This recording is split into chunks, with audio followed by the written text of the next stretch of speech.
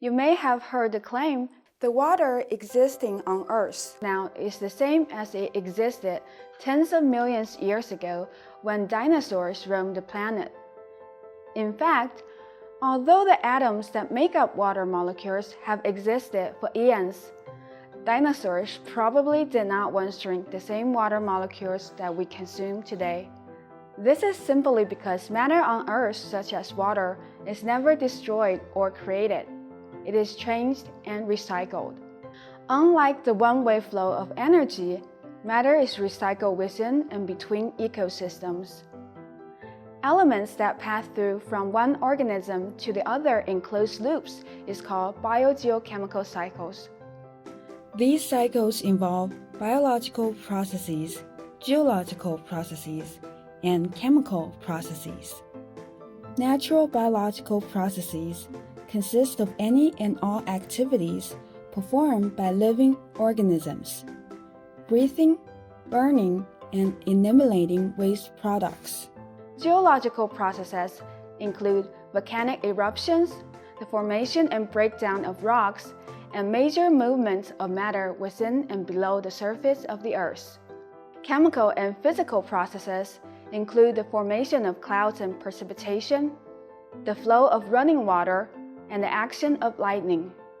Through these cycles, the elements that serve as the building blocks for life on Earth are incorporated into microorganisms, plants, and animals, and are transformed from organic to inorganic forms and back again at various rates. Some cycles process elements quickly on the scale of a human lifetime or less and result in renewable resources.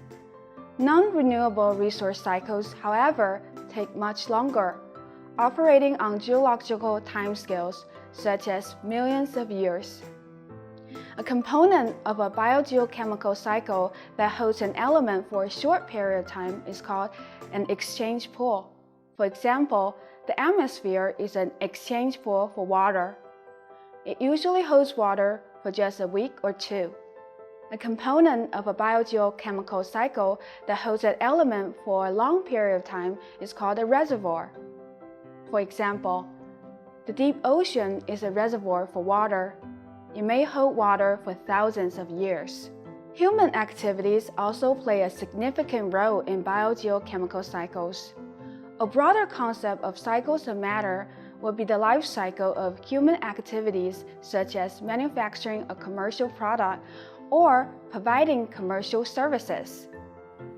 As the human population continues to grow and require more resources to fulfill its basic needs, technological advancements usually focus on satisfying consumers' desires, but sometimes neglect their impacts on the environment. All of the items we buy go through a series of processes before getting into our hands, such as mining for raw materials to make aluminum cans, burning of fossil fuels to produce energy, and the cleaning of land for building and farming. The impacts we are having on the environment are of increasing concern for the future sustainability of the planet. However, understanding how matter and energy travels through their lifetime would help us make better decisions and mitigate the impacts on the environment. Therefore, life cycle assessment, LCA, is widely used to support sustainable development.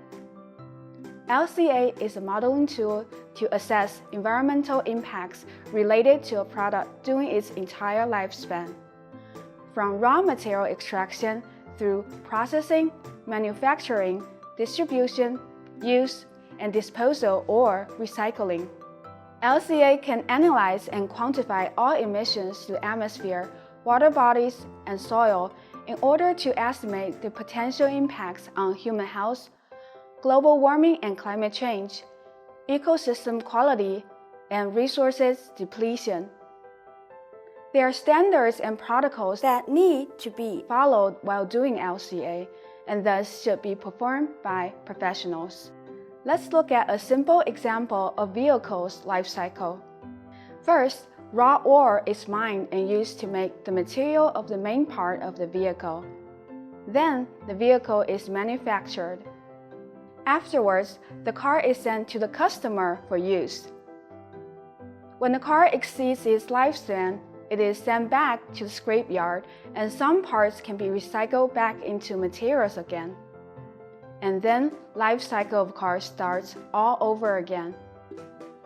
Throughout the life cycle of the vehicle, the material used, the energy consumed, and carbon dioxide emissions are monitored and analyzed with the LCA model.